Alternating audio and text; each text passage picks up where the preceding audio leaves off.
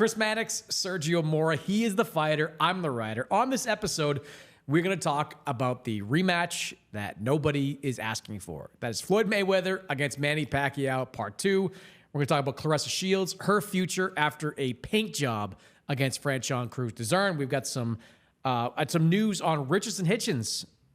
Is he going to face Oscar Duarte? Is he going to face somebody else? Is he going to move up in weight?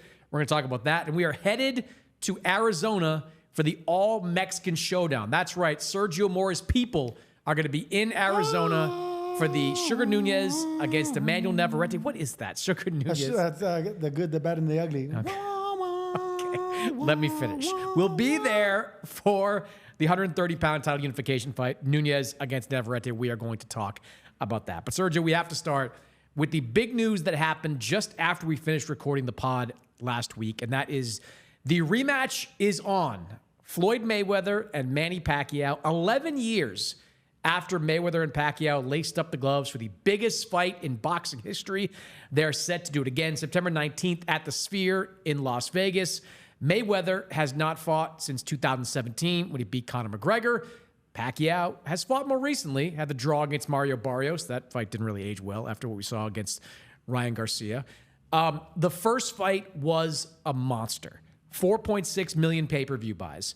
Revenue that was north of $400 million. $72 million alone in ticket revenue. It was, as I said, a fight that captured all of sports. I remember going out to Vegas for a month to report stories on that. It was the double cover of the Sports Illustrated magazine. It was a huge, huge deal all over the sports world.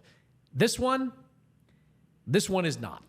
This one has a lot of people asking questions about why we are being forced to watch this fight again. So your early thoughts on Mayweather-Pacquiao doing it again. If the fight didn't pan out, what was it? You said 11 years ago? 2015, yeah. Okay, if the fight didn't pan out 11 years ago, it was a success outside of the ring, but inside the ring, it was a dud. Pacquiao couldn't get nothing going. That was 11 years ago. That was when they were at least in their 30s, what, 38, 39 at least? These guys are in their late 40s now, Mannix.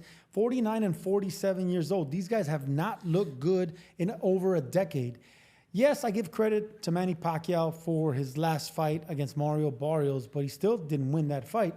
You know, nostalgia, I get it. People want to invest in two big names, but that first fight wasn't good. Why are we going to have it a decade later and think it's going to be any better? This is a case where Manny Pacquiao, we know he's had his issues with money, and we know right now that Floyd Mayweather Jr. is having issues with money. So they're doing it for the love of money, for the need of money, and for the fact that these two names are joining the long list of great names like Sugar Ray Robinson and Muhammad Ali and Joe Louis. So many others that have had problems with taxes, divorces, money. They don't know how to manage their money outside of boxing, and they have to return to the ring when no one wants to watch them no more because they're not at their best and they're only going to get hurt. Mike Tyson, perfect example. Hundreds of millions of dollars. The end of his career was tragic. That's what's going to end up happening here with Manny Pacquiao and Mayweather Jr. One of them is going to get knocked out pretty bad, and the masochists in all of us is going to love it. But the boxing fans, the ones that knew what these guys were in their heyday, how great they were, like myself, I'm gonna weep, man. I don't want to watch these guys. I don't want to watch these guys end up like that. It's really sad to think that this is about the money. And I agree with you. It is about the money. According to Business Insider, Floyd Mayweather made over $1 billion in the ring alone. Not talking about outside the ring earnings, endorsements, all that. In boxing revenue, Mayweather made north of $1 billion. I don't know what Pacquiao made, but it's probably at least 3/4 of that. He had an incredibly lucrative boxing career. Now here we are, 10 years, 11 years after what was the pinnacle of their careers, and they're taking another fight for money. They're going to make a pile of money. Netflix is streaming this event, and we can get into Netflix doing that. But it is not going to be good. Like, it's not. You know, I've said this about a lot of the Netflix streamed events. Do not expect anything competitive. If you expected Jake Paul against Mike Tyson to be competitive, you were wrong. If you expected Jake Paul against Anthony Joshua to be competitive, you were wrong. If you expect Floyd Mayweather against Manny Pacquiao to look anything other than two old guys going at it in the ring, you are going to be disappointed. You said there's going to be a knockout. No, there's not. No, there's not. I don't think either one of these guys can punch anymore. Pacquiao couldn't hurt Mario Barrios, and Floyd, who was never a power puncher, at least not in these higher weights, has not fought in nearly a decade. This is going to be ugly. It is going to be two guys well past their athletic primes, still quasi-skilled because some of those reflexes you still have, some of those muscle twitches that you still can go to, but shells of their former self. It'll be a cool event. It'll happen in the Sphere. I'm sure it'll sell lots of tickets. I'm sure it will do a big number on Netflix, but go into this event with your eyes wide open. It is going to be horrible.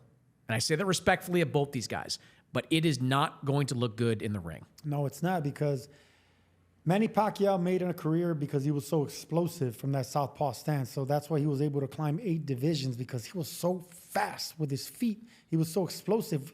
You see Manny Pacquiao's calves, they look like biceps. You know, they're huge. He was explosive with his feet. What's the first thing to go for a fighter? One of the first things to go is the legs. The legs go. So if you were a fighter that relied on legs, just like Manny Pacquiao, all that power came from the lower body. It came from the foundation. He's not going to have that anymore. And mind you, Pacquiao looked pretty decent against Mario Barrios, but now that we see what Mario Barrios did against Ryan Garcia, now you can't give him credit. You take away credit from Manny Pacquiao, because no matter if he was 45, 46 years old, Barrios is not good on the championship level, and he proved that over and over and over again already. It's sad. But Floyd Mayweather Jr., look, this is what happens when you have a big name and you're frivolous with money. Let's keep it real. He was ignorant with his money. The way that he gave it away, the way that he would throw it away and gamble it away, the jets, the jewelry, the nonsense, it's catching up to him. It caught up to him. And it's not just Mayweather Jr. It's all these fighters that I mentioned, with the big entourages, with the multi-million-dollar cars in the parking lot. And, like I said, the taxes. Taxes gets a lot of fighters. Joe Louis, Sugar Ray Robinson, some of the greatest fighters get in trouble with taxes, because that's another education that fighters fall behind on. Instead of Mayweather Jr., an American hero, an Olympian, an incredible boxer, instead of him setting the role for the next boxers to come, to say, hey, man, look, this is how you retire undefeated. This is how you manage your career. You leave with all your wits, undefeated, a boatload of money. You invest it. You put it in the market. You invest in real estate. Instead of doing all that and setting an example, he's setting the exact same precedent all these other greats before him did, where they just didn't know how to manage it. They wanted to live beyond their means and wanted their popularity to be as big as the hero they created inside the ring. It's a failure it's a failure, man. I hate to see it from great names.